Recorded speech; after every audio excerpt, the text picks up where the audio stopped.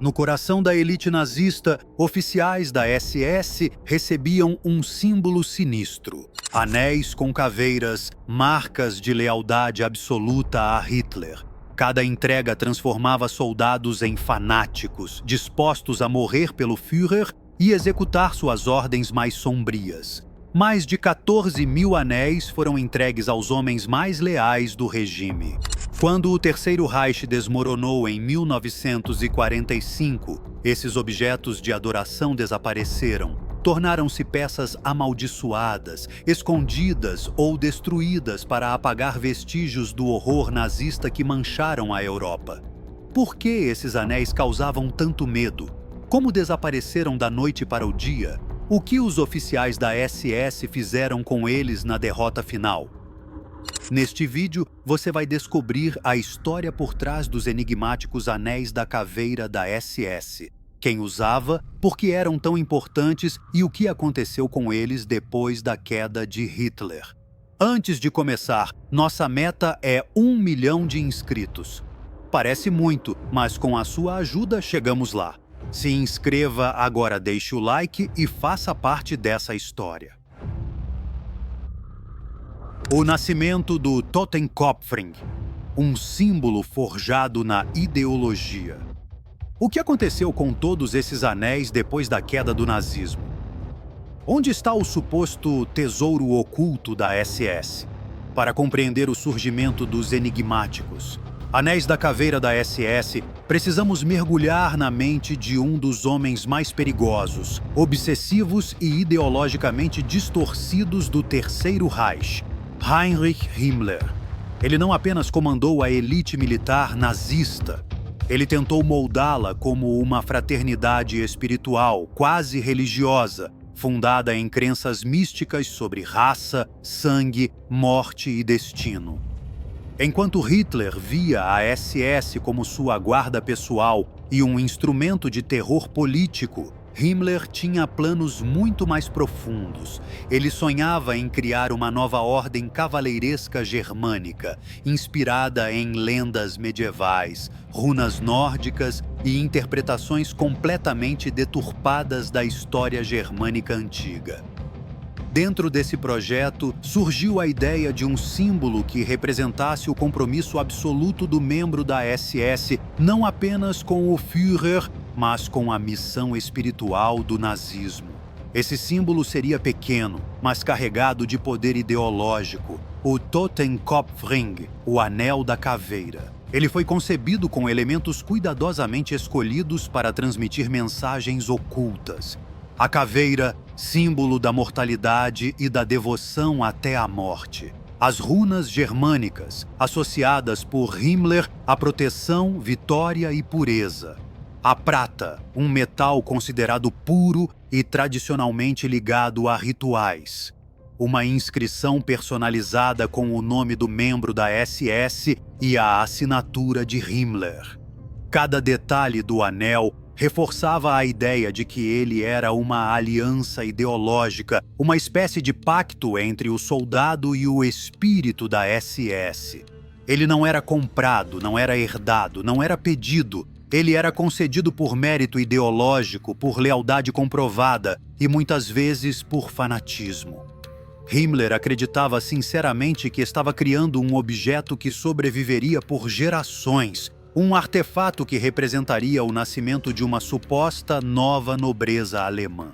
Isso explica por que o anel tinha um valor simbólico tão grande que ultrapassava qualquer função estética. Além disso, o Totenkopfring não existia somente para honrar o portador. Ele servia para reforçar a estrutura interna da SS, disciplinada, devota e ideologicamente homogênea. Ao receber o anel, o membro se tornava parte de uma linhagem, um elo em uma corrente que Himmler queria que durasse 1000 anos. A caveira no anel não representava apenas a lembrança da morte, mas também a noção de que o soldado deveria estar sempre pronto para sacrificar a própria vida e, se necessário, tirar vidas em nome da ideologia nazista. E é por isso que o Totenkopfring não pode ser tratado como uma simples joia histórica. Ele é um artefato que revela muito sobre a mentalidade mística, doentia e profundamente fanática que moldou o núcleo da SS. Quando observamos esse início, fica claro que o mistério dos anéis não está apenas em seu desaparecimento, mas também em seu significado. Eles eram fragmentos tangíveis do ideal distorcido que guiou uma das organizações mais cruéis do século XX. E a grande questão que surge é: se o anel representava um pacto ideológico tão poderoso, o que acontecia com ele depois que o portador morria? Os rituais da SS, uma ordem que sonhava ser uma nova nobreza. Se o Totenkopfring representava a alma da SS, então os rituais que o cercavam eram o corpo dessa instituição sombria. Para entender por que o anel era tão importante, precisamos compreender o universo simbólico e ritualístico que Himmler construiu ao redor de seus homens. Ele não queria apenas um exército, queria uma irmandade espiritual, uma ordem com regras próprias, tradições próprias e até uma mitologia própria. É difícil imaginar hoje, mas a SS realmente funcionava como uma espécie de seita ideológica. Himmler acreditava que, para construir a nova nobreza germânica, seus homens precisavam se ver como herdeiros diretos dos antigos povos nórdicos e dos cavaleiros medievais. Ele estudava lendas, textos pagãos, simbologias antigas e reinterpretava tudo de acordo com a ideologia nazista. Nesse contexto, o Totenkopfring era entregue em cerimônias cuidadosamente planejadas. Não era simplesmente enviado ou distribuído em reuniões administrativas. Havia toda uma preparação, juramentos de lealdade diante de oficiais, discursos místicos sobre pureza, honra e sangue, referências a ancestrais míticos, leituras de textos que Himmler acreditava serem ligados ao passado germânico.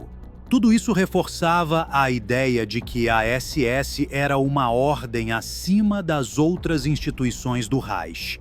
Eles não eram apenas soldados, eram irmãos de sangue comprometidos com um destino coletivo. Himmler também estabeleceu datas comemorativas, rituais de passagem, celebrações de colheitas pagãs e cerimônias quase litúrgicas, todas revestidas de simbologia runica. Essas práticas tinham um único objetivo: criar um senso de pertencimento tão forte que nenhum membro da SS ousasse questionar sua lealdade. E é aqui que entra o cenário mais icônico: o castelo de Wewelsburg. Himmler transformou esse castelo medieval no coração espiritual da SS. Ele reorganizou salas, criou um salão especial para reuniões cerimoniais e até imaginou ali o centro de uma futura capital mística da nova Europa nazista. Segundo relatos, muitos dos rituais de entrega dos Totenkopfring, ou pelo menos suas diretrizes, surgiram dentro desse castelo. Para os membros da SS, participar de uma cerimônia de entrega do anel significava ingressar num círculo interno, numa espécie de elite espiritual que estava acima da própria sociedade alemã. Era como ser aceito numa ordem secreta que valorizava a morte, disciplina absoluta e devoção cega. E isso incluía uma regra fundamental: o anel não pertencia ao portador, ele pertencia à SS e devia voltar para a SS após sua morte. Isso transformava o Totenkopfring em algo ainda mais macabro, um objeto que não acompanhava o homem ao túmulo, mas retornava para alimentar o santuário espiritual da ordem. E essa prática nos leva ao próximo mistério, talvez o mais inquietante de todos. Se todos esses anéis eram devolvidos, onde foram parar os milhares acumulados ao longo dos anos? Antes de seguirmos, fica a pergunta: esses rituais eram apenas ferramentas de manipulação psicológica? Ou Himmler realmente acreditava estar criando uma religião dentro da SS? Antes de prosseguirmos, me diga: O que você está achando do conteúdo? Se você gosta desse tipo de vídeo, comente "Quero mais histórias". Assim você ajuda no engajamento e também nos incentiva a continuar trazendo mais produções repletas de curiosidades incríveis. O Santuário Perdido. Para onde iam os Anéis dos Mortos? Se havia algo que Himmler considerava sagrado dentro da SS, era a ideia de continuidade da linhagem espiritual da Ordem. E para ele, essa continuidade não estava nas famílias nem nas futuras gerações, mas sim nos símbolos. Por isso, o destino dos Totenkopfring após a morte de seus portadores era cuidadosamente controlado. A regra era absoluta. Quando um membro da SS morria, seu anel deveria retornar imediatamente à organização. Não importava como o homem tinha morrido em combate, em treinamento, em acidentes ou mesmo por doenças naturais. O anel precisava ser removido antes do enterro e enviado diretamente para Himmler.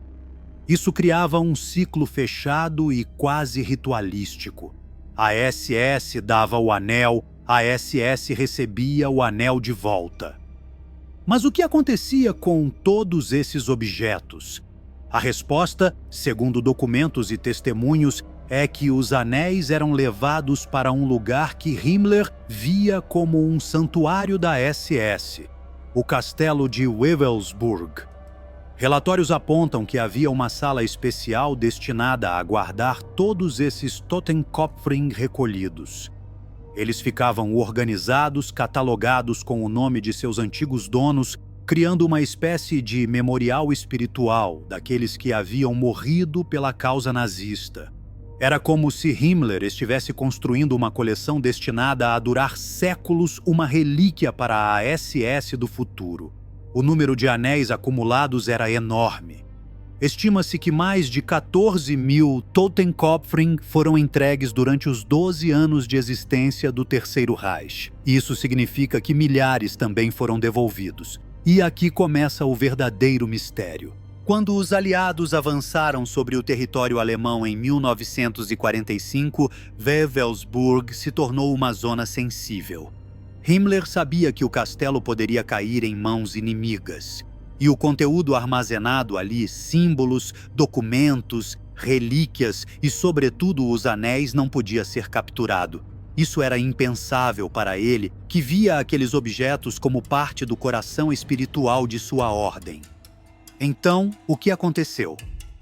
Teoria 1. Destruição completa. Há relatos de que a SS incendiou parte do castelo ao recuar, numa tentativa de destruir provas. Isso incluía queima de documentos e possivelmente dos próprios anéis, mas nunca foram encontrados restos metálicos suficientes para confirmar essa versão. Teoria 2. Ocultação. Outros historiadores afirmam que o castelo não foi completamente esvaziado, mas que caixas foram retiradas às pressas e escondidas em cavernas, minas abandonadas e túneis subterrâneos locais comumente usados pelos nazistas para ocultar tesouros e arquivos. Teoria 3. Saques dos aliados. Algumas testemunhas dizem que soldados americanos entraram primeiro em áreas próximas ao castelo e podem ter encontrado os anéis antes de qualquer destruição. Porém, esse cenário esbarra em um detalhe. Pouquíssimos Totenkopfring reapareceram no mercado negro ao longo das décadas. Teoria 4. A desaparição total.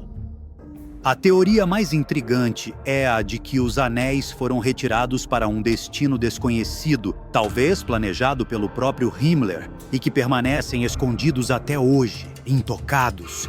Nada disso foi comprovado. O que é fato é que o Santuário dos Anéis desapareceu sem deixar vestígios. E aqui fica o maior enigma. Se milhares de anéis existiam, como é possível que praticamente nenhum tenha sido encontrado? É justamente essa ausência quase total que transforma o caso em um dos maiores mistérios não resolvidos da Segunda Guerra Mundial. E isso nos leva à próxima pergunta inevitável. Por que os anéis eram tão importantes para Himmler? Qual era o valor espiritual ou místico que ele via neles? O desaparecimento em massa. Como os anéis sumiram do mapa. O final da guerra colocou o Terceiro Reich de joelhos, e com o colapso veio também uma das maiores ondas de destruição e ocultação de provas já registradas na história moderna. Entre milhares de documentos queimados, arquivos rasgados e instalações da SS esvaziadas às pressas, um detalhe permanece até hoje como um enigma fascinante: o desaparecimento quase total dos anéis da caveira da SS. Quando o Exército Vermelho avançava em direção a Berlim e as forças aliadas cercavam a Alemanha por todos os lados, Heinrich Himmler ordenou que todos os símbolos, medalhas e insígnias relacionados à SS fossem destruídos ou escondidos. Isso incluía os lendários anéis, que, segundo algumas ordens internas, deveriam ser protegidos do inimigo a qualquer custo. Mas o que isso significava na prática?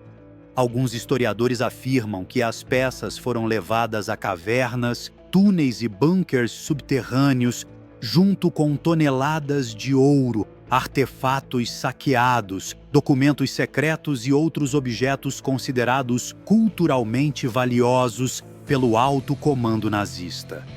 Outros defendem que milhares de anéis foram lançados em rios, lagos e minas inundadas, na tentativa desesperada de apagar qualquer vestígio da elite da SS antes da rendição final.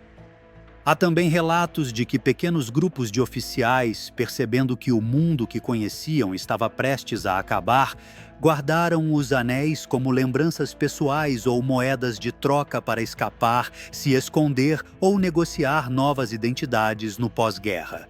Isso explicaria por que alguns exemplares reaparecem décadas depois, sempre com origens obscuras e histórias contraditórias. A Europa carrega até hoje as marcas profundas deixadas pelo nazismo, e a trajetória da filha de Hermann Göring é apenas uma entre tantas vidas que foram moldadas e destruídas pelo colapso do Terceiro Reich. Mas quando falamos de destinos trágicos ligados ao regime, é impossível não lembrar de outro cenário igualmente impactante: o julgamento de Nuremberg, onde os mais altos líderes nazistas enfrentaram a justiça internacional.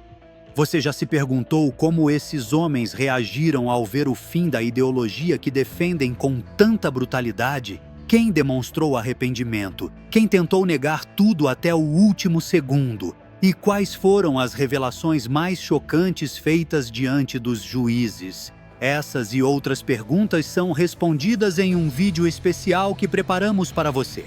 Se ficou curioso, clique agora no vídeo que está aparecendo na sua tela e descubra.